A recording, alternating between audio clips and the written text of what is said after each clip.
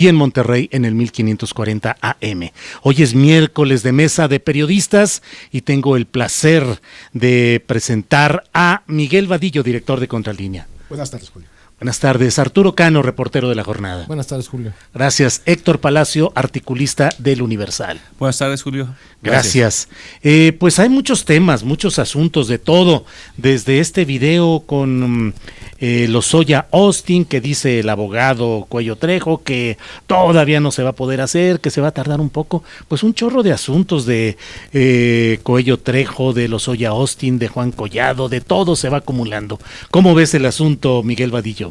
Pues yo quiero comentar, Julio, esto de Cuello Trejo, el abogado de los Salinas y de otros altos funcionarios o exfuncionarios del gobierno federal, que me enteré que va a haber hay un intercambio ya de información entre la Fiscalía General de la República con el fiscal que llevó el caso de Juan Collado en Andorra cuando se le encontraron dinero, cuentas bancarias allá de depósitos, y que el gobierno anterior habría operado para que no se le acusara. Ahora ha vuelto la comunicación y al parecer han encontrado decenas de cuentas bancarias de más mexicanos en este ex centro de paraíso fiscal, que me parece que ya es salió de la lista, pues, de que sea paraíso fiscal, pero han encontrado cuentas bancarias de más mexicanos y al parecer estarían en la disposición de entregarlas a México para que se investigue, y se estaría previendo un encuentro entre el fiscal Gersmanero con el fiscal de Andorra para el intercambio de información y para ampliar la investigación tanto en México como en España en contra de este abogado que por este momento está preso en el reclusorio norte. Es decir, reactivarían estas investigaciones. Me parece que es importante porque es el seguimiento que se le está dando y que, bueno, pues la Fiscalía General de la República quisiera cuadrar el delito que se le está imputando de lavado de dinero en el caso de Caja Libertad, desvíos de recursos, etcétera, con otro tipo de operaciones que tendrían que ver ya en el ámbito internacional, ¿no?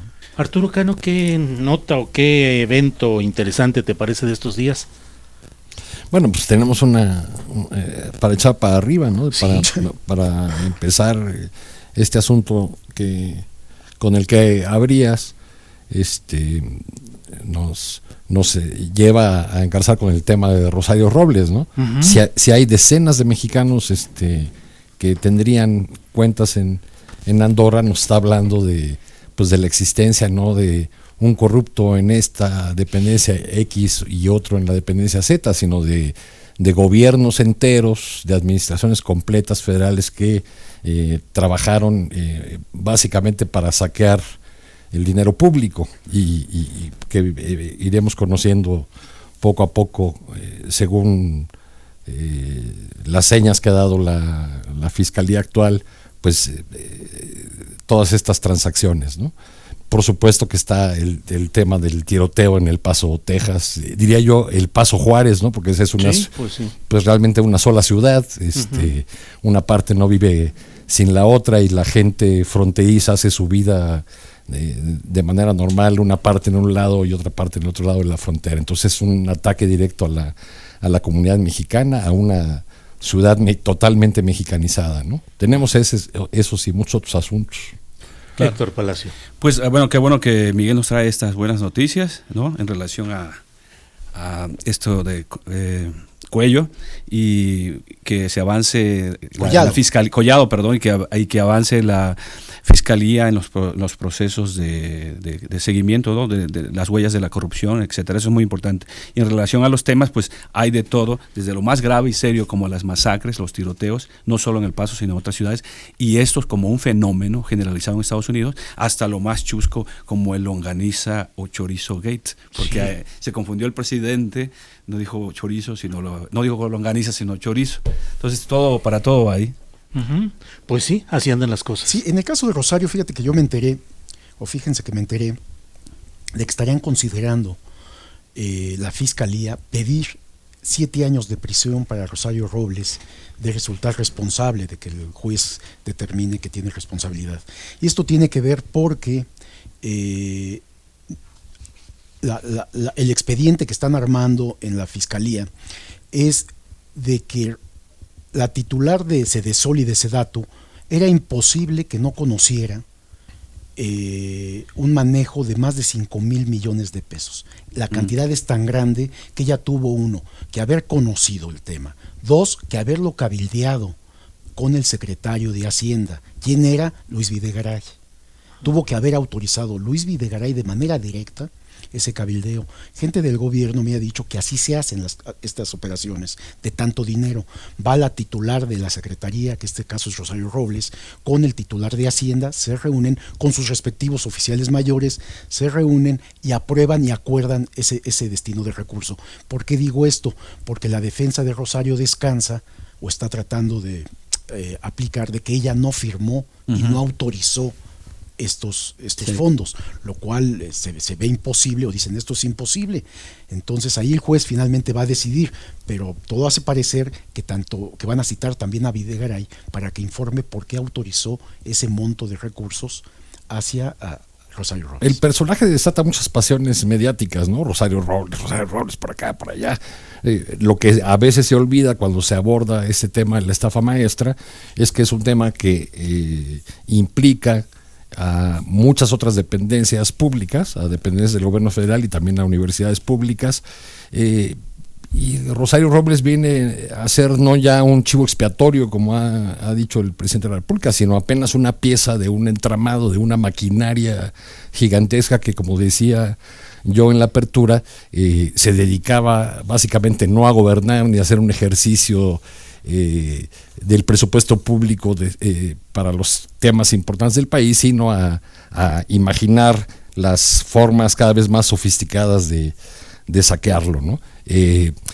Este tema de Rosario Robles y los dineros del combate a la pobreza desviados para otros fines nos lleva de manera natural al tema del más reciente informe sobre la pobreza en México que nos ha dado el Coneval, que básicamente nos indica que después de muchísimos años del mismo modelo, el Coneval mide 2008-2018, ¿no? Y nos dice que tenemos 3 millones más de pobres en el país y que hay 21 millones de mexicanos que no pueden siquiera completar los alimentos del día.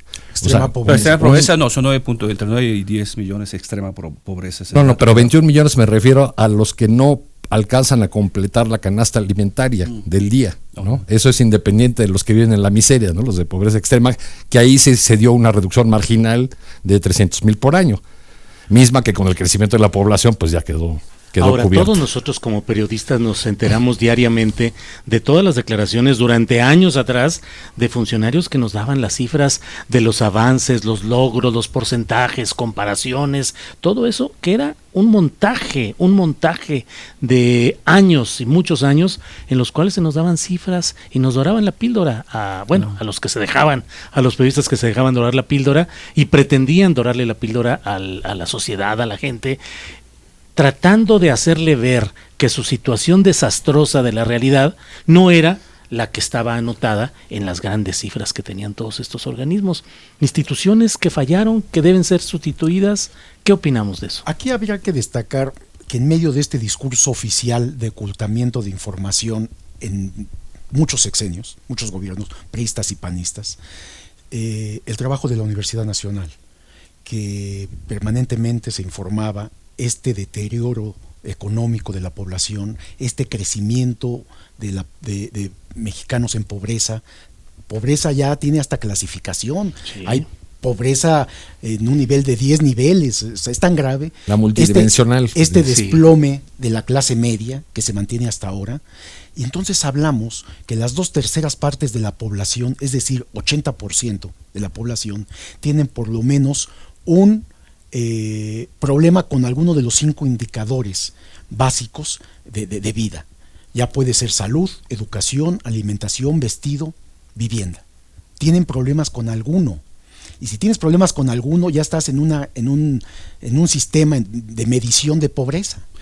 Hay muy graves, como es lo que mencionabas, Arturo, de la alimentación. Bueno, si no están alimentados, si hablas de 21 millones, la 1/6 parte de la población, estamos en verdaderos problemas graves. Así dejaron al país. Entonces la lucha que se tiene que dar ahora es precisamente revertir estas tendencias y mejorar las condiciones. Cuando yo escucho a la población, a la oposición hablar de que nos está llevando este gobierno a incrementar la pobreza y que se está desapareciendo el Coneval o están desapareciendo. Hay críticas duras al Coneval por sus enormes gastos que tiene, que porque no quieren que se descubran cuántos pobres hay. Pues esto es falso, ¿no?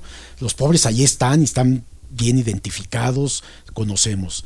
Hay que hacer mucho todavía para... este gobierno tiene mucho trabajo en esa materia. Ahora, fíjate que lo que llama la atención es que correspondiente con esos niveles de miseria y de pobreza que se ha incrementado en el país, también niveles... sería como aparentemente contradictorio de obesidad y sobrepeso, es decir, hay alimentación, se supondría. Sin embargo, esto quiere decir que es de mala calidad también, en lo que se consume, porque si el país está, yo creo que hoy día en primer lugar de obesidad a nivel mundial. Antes era Estados Unidos, ahora es México. Y bueno, ¿tú cómo explicas esa contradicción? Pues yo creo que por la calidad de los alimentos. Entonces, tiene que haber también una revisión de eso, de cómo se revierte y que te trae problemas de salud como diabetes, etcétera, que son sintomáticos también para los grupos de extrema pobreza y en general de las clases populares, ¿no? Digamos. Decía un clásico que la mejor política social es pagar buenos salarios. Uno de los grandes problemas que hemos tenido en las últimas décadas es que el dogma que aplicaron desde la Secretaría de Hacienda y todos los organismos que rigen la economía fue que los salarios no podían tocarse, que había que mantenerlos castigados porque de otra manera podíamos conducir al país a un desastre, dañar los números de la macroeconomía. Ahora es sorpresivo que los que hace pocos años decían que México ya era un país de clases medias, ahora nos dicen que están de acuerdo con el diagnóstico del presidente López Obrador. Que están de acuerdo con que los grandes problemas de México son la desigualdad, la pobreza, la miseria, etcétera, etcétera. Cosa que no dijeron en los años anteriores o con los gobiernos anteriores. Claro, dicen que ahora están de acuerdo en el diagnóstico, que antes nunca vieron, para decir que en lo que no están de acuerdo es en la forma en que López Obrador pretende atacar estos problemas, ¿no? Y tiene que ver con el dinero, ¿no?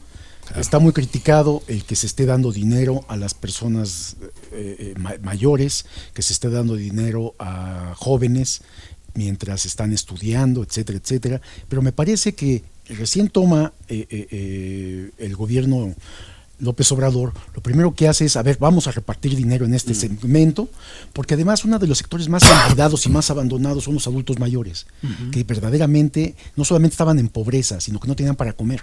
Sí. Entonces, el poco dinero que se les asigna, porque es poco, tampoco hay que decir tanto, ya junto puede ser mucho, pero acá de manera individual es poco, pero les alcanza para comer al menos a todas estas personas. Es decir, se está atendiendo un problema, tal vez no como lo dictan los estándares económicos internacionales de hay que enseñarles a trabajar, hay que darles empleo, hay que reactivar la economía, pero mientras en el arranque me parece que es positivo. Pero fíjate que hoy publiqué un texto que se llama La pejefobia es una aporofobia, relacionando dos textos, uno de Hernán Gómez, que tuvo mucho éxito en marzo del 18, y luego uno de Lorenzo Meyer, el de aporofobia, en diciembre del año pasado. En el cual se hablaba de este odio, el rechazo sí, de entrada a López Obrador, pero sobre todo a lo que él representa, es decir, la base social que lo apoya y que él ha impulsado y que ahora se ha proyectado en programas sociales, lo que tú decías, ¿no? Cómo se redistribuye ya el presupuesto. Primero combates la corrupción desde arriba hacia abajo y luego por otro lado en la pirámide, en la base de la pirámide tú distribuyes de manera distinta y eso pensaría uno que más temprano que tarde nos llevaría a una recomposición, pero claro, eso tiene oposición y es de ahí donde viene el rechazo de parte de los que han sido privilegiados o han ostentado el poder por decenios, ¿no? Eso es. Bueno, y fíjense que, por ejemplo, hoy hablé con Alfonso Ramírez Cuéllar, hombre de lucha, caballero entrante al propio Palacio de San Lázaro a bordo de su caballo en alguna de las luchas del Barzón que él dirigía, pero me parece que yo le preguntaba si tan dura, tan difícil está la situación económica, si el dinero no da, si el gobierno federal obradorista necesita más dinero y no tiene la manera de recibirlo, ¿por qué el presidente de la República no desnuda de una manera clara y contundente la situación con números exactos y convoca a la población a sumarse, incluso con aumentos de impuestos o con alguna forma de recaudación, pero porque de otra manera pues todos los proyectos del gobierno de López Obrador están en esa situación crítica de no tener nada de incremento en las arcas de más dinero? ¿Creen que debería López Obrador de decir la verdad cruda y desnuda y convocar a la gente a sumarse a tratar de rescatar lo que queda de este país? Yo creo que sí debería hacerlo y tal vez esté en sus planes futuros. Lo que pasa es que no ha querido, creo yo, pues aventar todos los temas sobre la mesa, ha ido avanzando uno por uno los principales que prometió en campaña, como el combate radical a la corrupción, lo que decía hace rato, la distribución del presupuesto de manera distinta, y ya le ha dicho que sí, que el problema no es de presupuesto, sino de corrupción. Es decir, que sí hay dinero, pero que se va a emplear de manera distinta. No obstante que ha sido acusado de estar recortando el presupuesto en las distintas instituciones, etcétera, pero sí debiera, como bien dices, Julio, desnudar y plantear con números cómo está y cómo hacer un plan de lo que le queda a su gobierno para tratar de revertir la situación. Creo que hay 3 elementos por los cuales no lo hace, ¿no? Uno sería contradictorio a su discurso antes de la toma del poder y ya en el poder. Todavía ayer en la mañana, hoy estaba diciendo que no habrá, ayer me parece, esta semana estaba diciendo que no habrá incremento en impuestos, ¿no? Entonces sería contradictorio. 2, no es popular, ¿no? Me parece que un anuncio de esta naturaleza le llevaría a otro sector de la población a estar en contra de estas políticas, porque además él ha prometido que no lo hará. Entonces sería un choque. Y 3, porque pensaron, cuando todavía no tomaban el poder, cuando todavía no estaban en el gobierno, pensaron que cobrarle a todos los evasores fiscales, eso les iba a permitir sin problema tener dinero suficiente. Y sí hay mucha evasión fiscal, había mucha devolución de impuestos ilegales, porque yo me ha tocado platicar con funcionarios de Hacienda, de las componendas que había dentro, desde los secretarios de Hacienda, subsecretarios, los recaudadores, etcétera, el SAT, ¿no? Estas complicidades con empresarios, con grandes empresas, para que no pagaran impuestos, y otros más que no pagaban los impuestos y se les devolvía partes proporcionales de impuestos que nunca habían pagado. O sea, la corrupción era brutal en esta área. Pensaron que combatiendo corrupción y convocando y presionando a las grandes empresas para que pagaran impuestos les iba a alcanzar el dinero, pero esto no es en automático, ni tan rápido. Estas empresas están construidas con abogados, con especialistas, con todos los expertos, precisamente para pagar lo menos posible impuestos. Entonces, no ha caído ese recurso, estamos a 7, 8 meses de gobierno y empieza una desesperación. Aunque ha dicho que se ha incrementado la recaudación, ha dicho el presidente. Bueno, hace un par de horas el secretario de Hacienda, Arturo Herrera, preguntó en las redes sociales por qué tenemos tasas de crecimiento tan bajas en México.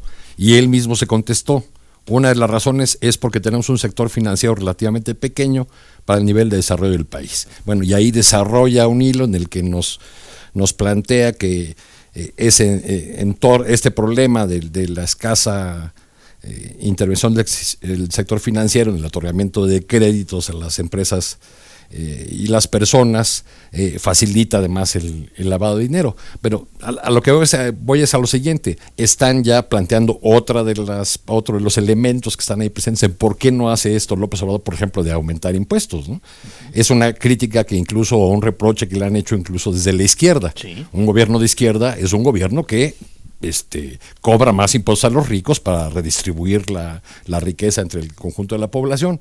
Pero digamos que se ha convertido en un ancla del gobierno de López Obrador. Uno, porque fue, como bien dices, Vadillo, una promesa electoral. Y 2, porque sería una bandera de ataque de sus adversarios que plantearían, ya ven, ese es el gobierno radical, el gobierno izquierdista que nos quiere quitar a los que tenemos dinero bien habido, o queriendo que se olvide toda esa historia de las condonaciones de impuestos y de cómo está muy demostrado los más ricos son los que menos pagan impuestos. Claro. Pues sí, que son algunas de las cosas, y en una circunstancia en la cual los partidos políticos convocados hoy por el propio presidente López Obrador para que devuelvan el 50% cuando menos de lo que ingresan. ¿Qué pasaría con estos partidos sometidos a una austeridad, a un estreñimiento presupuestal como este que se está planteando? No pasa nada, Julio. Al contrario, Morena debería de poner el ejemplo, que es el partido del presidente, y inmediatamente tomar la palabra y hacer esto. Va a ser motivo de negociación entre los partidos. Morena va, las bancadas de Morena van a presionar ahí a las bancadas de otros partidos de la oposición para provocar y para empezar a negociar esta reducción, pero no pasa nada. Los partidos, la población está harta de los partidos, está harta de los políticos por todo el saqueo, el abuso de poder, el tráfico de influencias en el que han vivido, este enriquecimiento brutal de los servidores públicos, ¿no?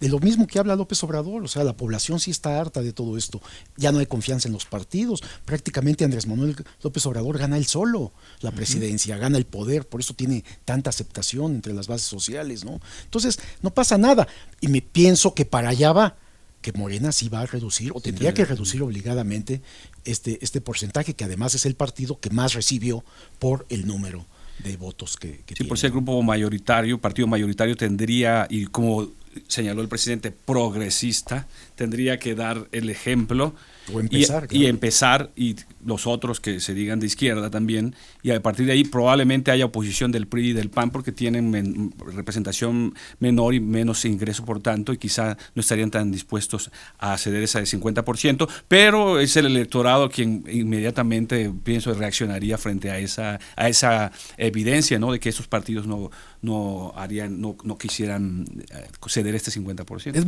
Es muy difícil saber qué pasaría, ¿no? Porque en un mundo ideal el financiamiento público a los partidos políticos es para evitar que entre dinero negro, dinero oscuro a las campañas políticas y que haya una intromisión de factores externos en nuestra democracia. En la realidad, lo que ocurre es que gran parte de las campañas electorales se hacen con dinero de dudosa procedencia, con dinero sucio. Entonces, no sabemos cuánto va a disminuir la capacidad de operación de los políticos. Lo que sí es que puede aumentar el riesgo de la intervención de factores externos o de financiadores externos en los partidos, y eso puede ser un riesgo. Pero entonces quizá la pregunta debería ser ¿cómo hacemos para que el dinero sucio deje de existir en la política electoral? Esa es la pregunta de los 64. Pero no hay un cambio ahora, no había para el 2021 también, ese cambio que supuestamente estamos viviendo o que estamos viviendo, ¿no se manifestaría también ese nivel de los partidos? De decir, este partido no renunció a esta cantidad que se había sugerido y bueno, el mismo electorado castiga, yo pienso eso. Creo que se puede evidenciar. No lo creo, porque el conglomerado de intereses empresariales y partidistas que se está armando en oposición al gobierno obradorista tiene como línea de flotación el hecho de que cuántos recursos va a tener el gobierno de López Obrador para la elección del 21. Claro. Y a ese enorme aparato de programas sociales que ellos ven o que señalan como clientelares, es a lo que nos vamos a enfrentar. Que estábamos, uno de las expresiones es esta organización, las declaraciones y la actitud de Gustavo de Hoyos, entre otros de los puntos. El Coparmex y los empresarios tratando de nuclear todo un esquema en el cual pues hay un proceso ya creciente de tratar de desacreditar al gobierno de López Obrador. Creo que además de las propias pifias, contradicciones, errores e insuficiencias del gobierno de López Obrador, creo que por primera vez se está viendo ya más articulada una intención de ir en redes sociales, en articulistas, en la orquestación o vertebración empresarial, de tratar de ir caminando en este sentido. Sería difícil no saber o no creer que los grupos de poder, tanto político como económico, se están moviendo para eso. Pero me parece que es hasta natural, Julio. Muy obligado. Porque habría que pensar que no van a unirse, que no van a unir fuerzas, van a meterle dinero para desacreditar, para hacer campaña, para ir bajándole este nivel de aceptación que tiene López Obrador entre la población y que lo puede llevar en el 21 a seguir creciendo los votos hacia ellos. La oposición tiene que hacer esto exactamente, pero me parece que está bien porque además están identificados Yo al de la Coparmex, que por supuesto no simpatizo en todos sus planteamientos, pero está en todo su derecho y está haciendo su trabajo. Tratar de convocar a distintos sectores sociales, sobre todo a toda la oposición que está en contra del gobierno actual, al gran capital, convocar al gran capital para poder hacer este gran frente que permita ser realmente una fuerza opositora efectiva que en este momento ha dejado de haber, que ya no es el PAN y que ya no es el PRI, ¿no? Entonces sería un grupo político económico para enfrentar al observador. Y en ese esquema de Longaniza Gate. Exactamente. No, lo que pasa es saber si ahora eso que ha sido odio, fake news, lo logran articular en una oposición ya organizada, ¿no? Porque todo, hasta ahorita quedamos en expresiones en las redes sociales, sobre todo en el Twitter, de hashtags como Longaniza Gate, con esta información que sacó el senador Rementería de Jalapa, que ya le pusieron, por cierto, aunque es senador, le pusieron diputado Longaniza, como el profesor Longaniza, ¿no? De Chavo del Ocho.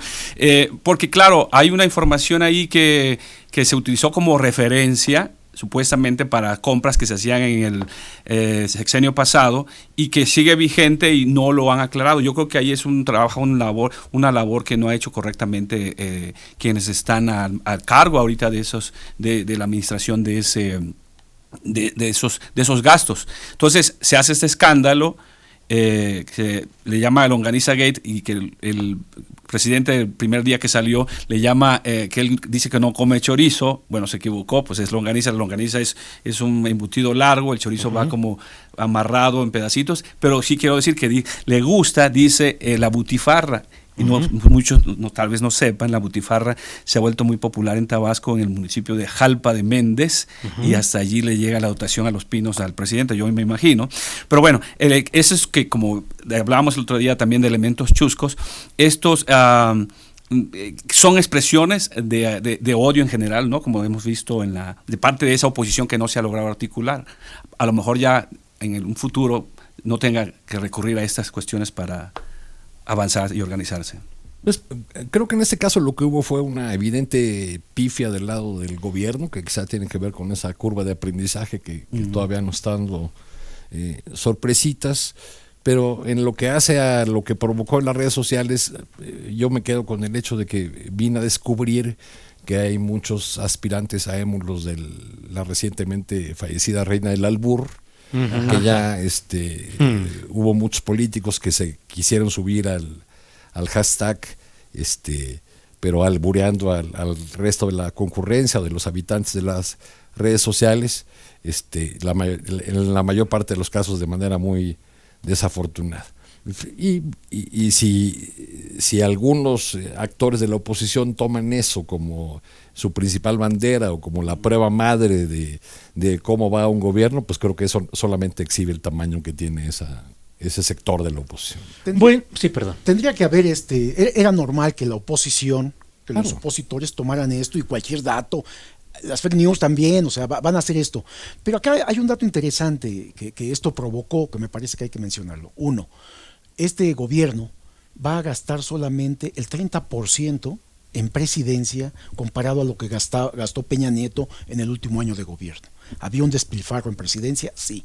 Este gobierno va a gastar solamente el 30%, es decir, en 2019 se van a gastar 800 millones en presidencia, cuando en 2018 Peña Nieto gastó 3,000 millones. Entonces, este tipo de datos sirvió para conocer este tema, ¿no? Y que es el blindaje que finalmente tiene López Obrador ante la gente. La gente creo que piensa, pues porque efectivamente el problema está en que ese presupuesto estuvo en la página de la oficial de la Presidencia de la República, en el área de la Coordinación General de Administración de la Oficina Presidencial. Sí estuvo eso y sin embargo no impacta porque la gente ve a López Obrador en un estilo tan austero y tan nada lujoso ni exagerado.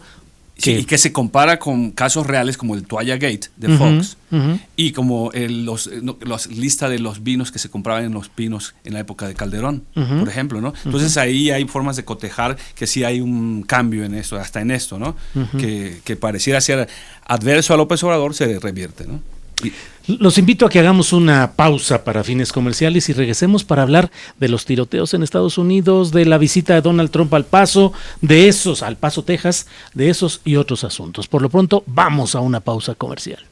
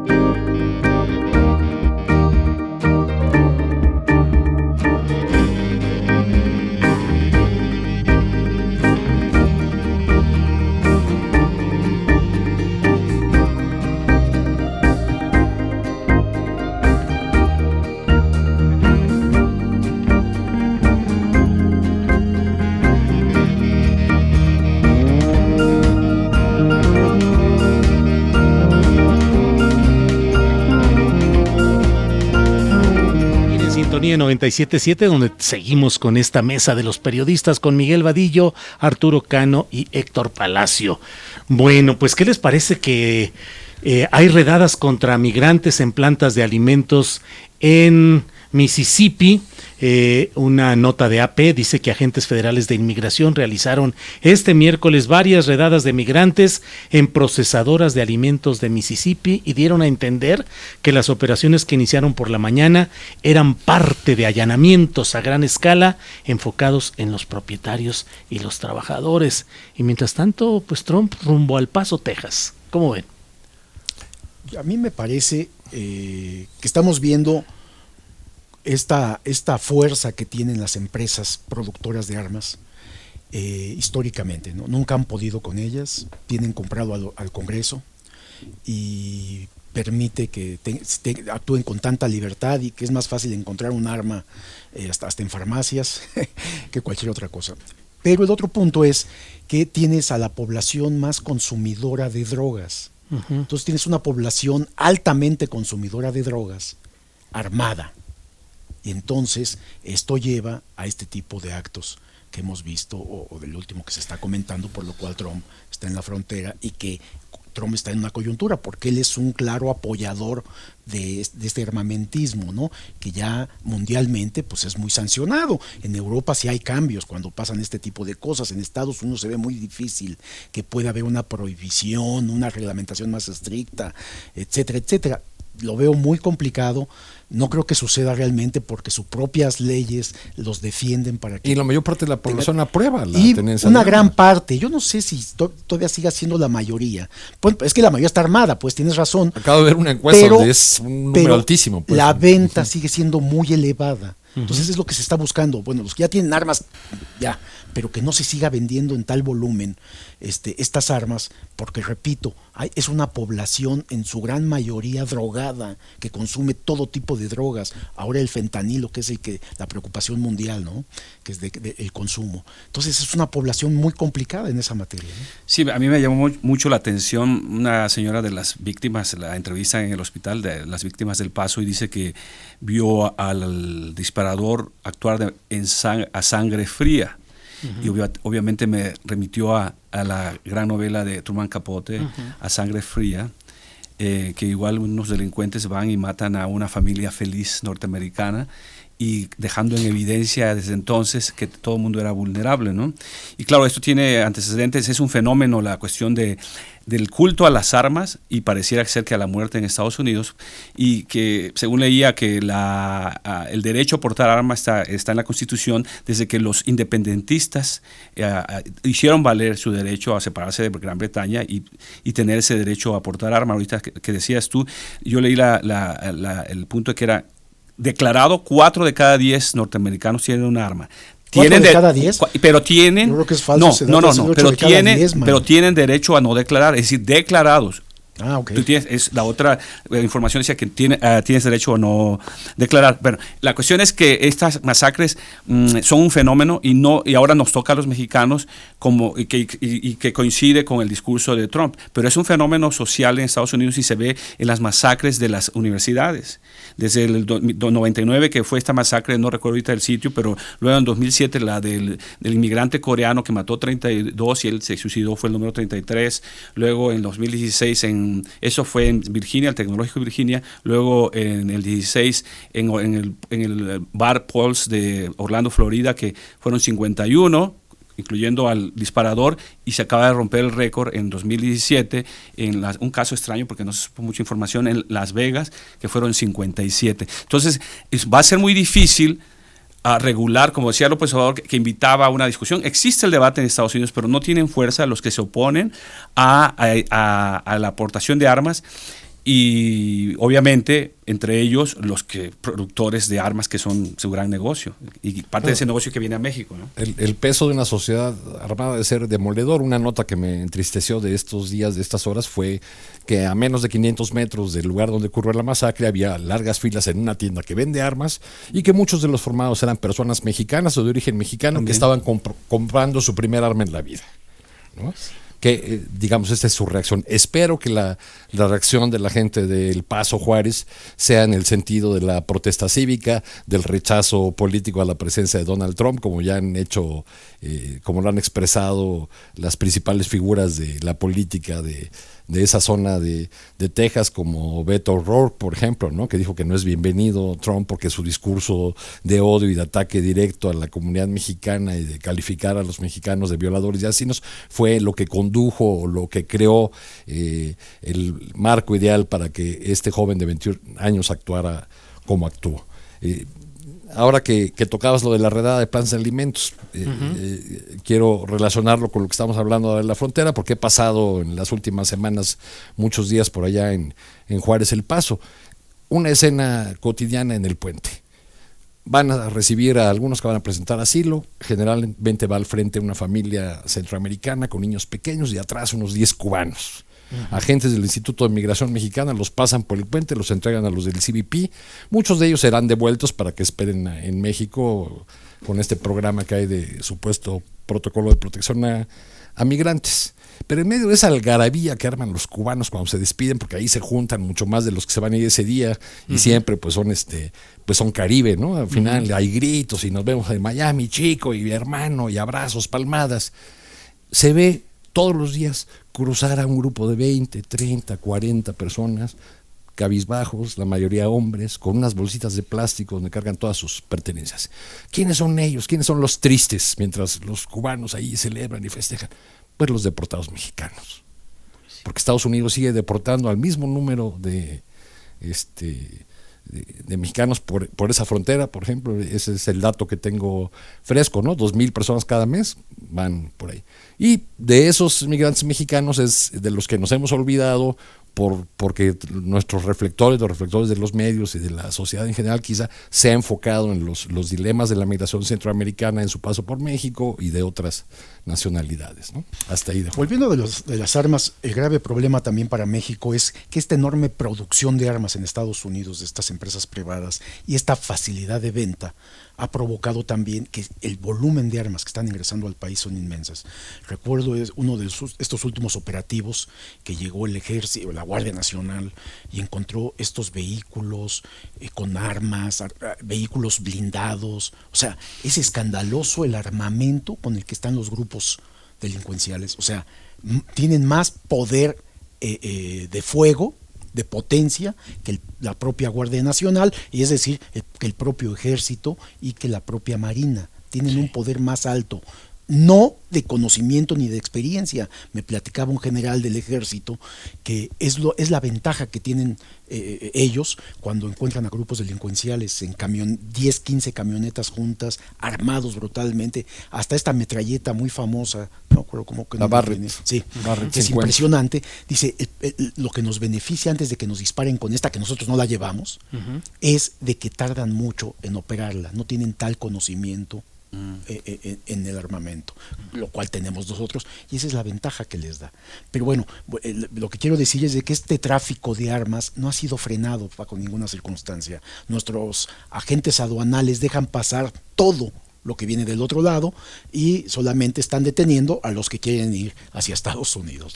Y llegamos a momentos, Héctor Palacio, en el que en pleno Paseo de la Reforma es asaltada una tienda de exhibición de la Casa de Moneda. No es la Casa de Moneda donde están las impresiones como en la Casa de Papel, como en la serie, que es otro asunto. Pero finalmente ahí están hechos preocupantes en plena Paseo de la Reforma de la Ciudad de México. Sí, fíjate que leía tu columna que decías sobre esta serie. Yo no vi la serie, pero me hizo recordar que tampoco vi esta película, he leído sobre ella y vi el tráiler de Museo, del año pasado de este Gael García, donde actúa, no recuerdo el nombre del director, sobre el robo, también en Reforma, del Museo Nacional de Antropología de 140 piezas en 1985, y que ya luego cuando rescataron algunas, hasta hizo gran fiesta Salinas de Gortari. Bueno, sí, gente se ha dicho que, bueno, que este robo a esta tienda de la Casa de Moneda hablaría de la inseguridad que hay en la Ciudad de México por un lado, pero también quizá de complicidades de guardias o de gente al interior no solo de la tienda, sino a lo mejor se está hablando dentro del propio gobierno, ¿no? Y que se va a investigar, se dijo hoy en la conferencia matutina el presidente. Pero sí, es algo importante a considerar. Si me permiten, voy a dar un anuncio. Don Adrián Paredes, de la Alcaldía Benito Juárez, nos dice: en un taxi olvidé una libreta y una bolsa con objetos personales. Quisiera me ayudaran difundiendo este mensaje, ya que el chofer estaba sintonizando 97.7. Espero que escuche el mensaje y me devuelva mis pertenencias. Así es que, si este chofer que recibió o que quedó ahí esta bolsa y una libreta quiere comunicarse aquí a Radio Centro, aquí le damos el teléfono donde puede contactarse con don Adrián Paredes. Por otra parte, hoy el Senado ha ratificado ya al compañero periodista Alberto Barranco como embajador en el Vaticano. Muy así bien, es que se va bien. Don Alberto Barranco, y el Consejo de la Judicatura Federal ha anunciado que destituye e inhabilita por 10 años a un juez federal en Zapopan, Jalisco, por hostigamiento sexual y laboral. No da el nombre, solamente dice que es un juez federal de Zapopan, Jalisco. Y sin embargo se mueve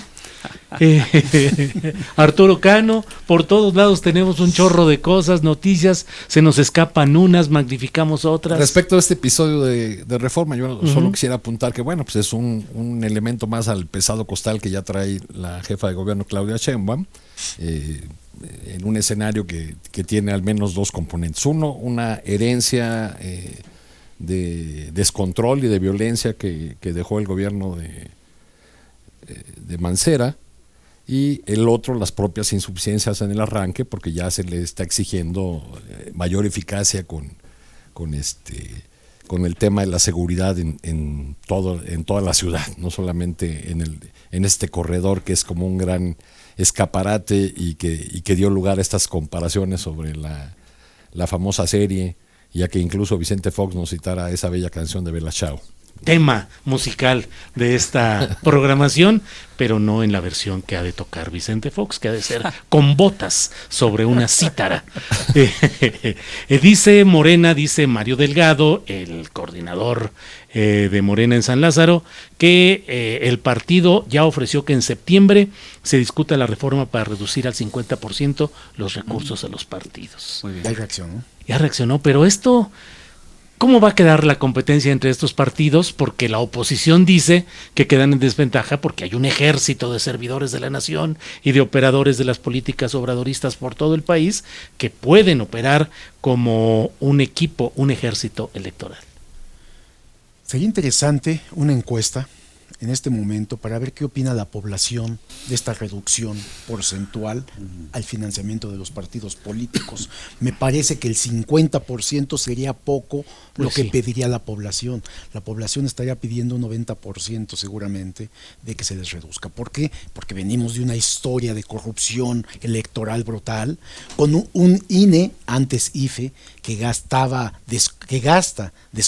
cantidades descomunales de miles de millones.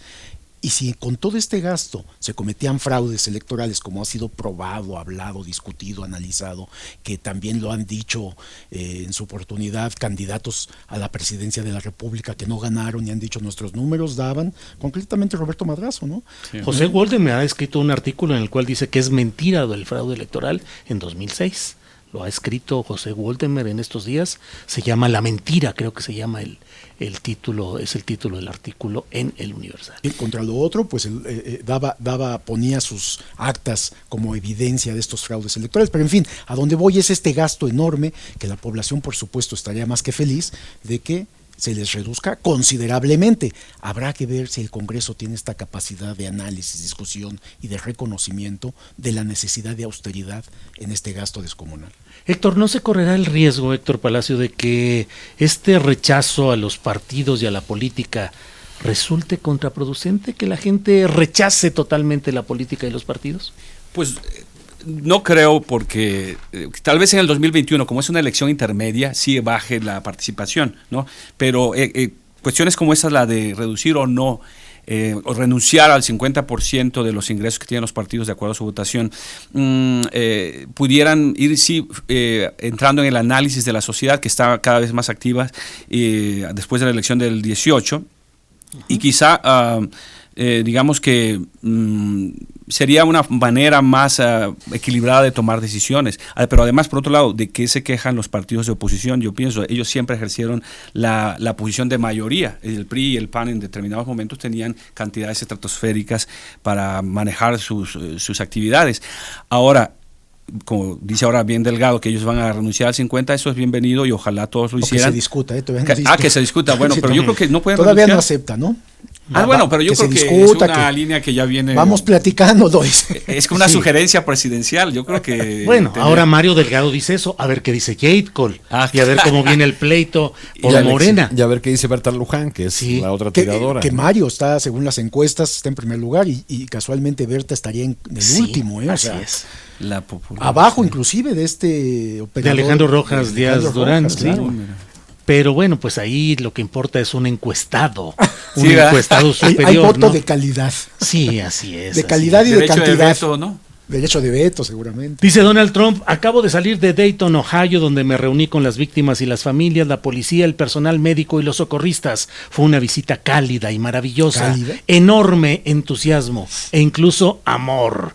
Entonces, además, vi al candidato presidencial fallido, Sherrod Brown, y al alcalde Whaley totalmente, y bueno, hasta ahí va el tuit que ha puesto a las 2:48 Donald Trump. ¿Cómo lo ven? Pues a ver qué pasa cuando llega El Paso, ¿no? Porque ahí ya se están armando protestas, ¿no? A ver, habrá que ver de qué dimensión son esas protestas. No, y ahí debe de haber habido protestas fuertísimas. Lo que pasa es que ahí no los aíslan, ¿no? O sea, sí, esto de cálido, pues cómo va a ser algo cálido con las familias de las víctimas, la euforia ¿no? de Trump.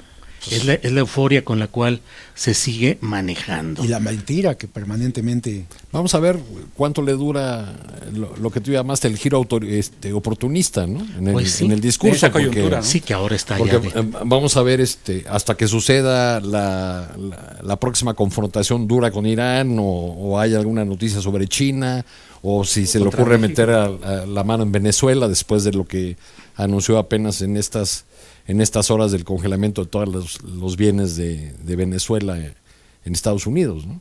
Entonces, pues, por el momento dio ese giro, habló por primera vez de ir contra el racismo, ¿no? Sí. Trump contra Trump. Después de que en su campaña, según el recuento, creo que de New York Times, solo en este año van 2,000 menciones contra los migrantes en su cuenta de Twitter de la campaña de Trump, ¿no? Y esto que dices, Estados Unidos es un país permanentemente en guerra porque esto le permite reactivar su economía y reactivar la industria armamentista, ¿no? Que es una de las grandes aportadoras de capital a los impuestos de Estados Unidos, ¿no? Es la manutención de su economía, una de las principales, ¿eh? Y el pertrechamiento para los cárteles y los grupos criminales en México. Sí, esta coincidencia ahora del discurso de Trump con el culto a las armas de Estados Unidos es peligrosa, ¿no? Ahora lo hemos sentido más los mexicanos que hemos visto todas esas masacres de las que hablaba hace rato, porque ha tocado al grupo mexicano, ¿no? Pero ya desde antes, todo este ingreso de armas, pues llevamos desde la declaratoria de guerra de Felipe Calderón, pues una época de violencia y sangre en México que no termina y no se... Peor que algunas guerras en otros países, ¿no? El número de muertos, ¿no? Claro. Vamos entrándole ya, vamos en el tramo final ya del programa.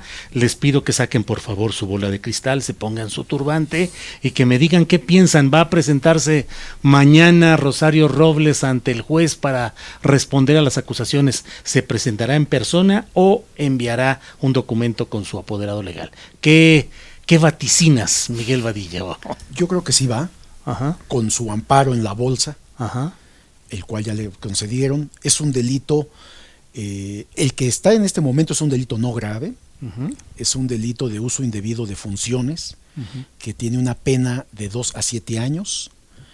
Por supuesto, la Fiscalía tendría que pedir la máxima pena, 7 años de prisión.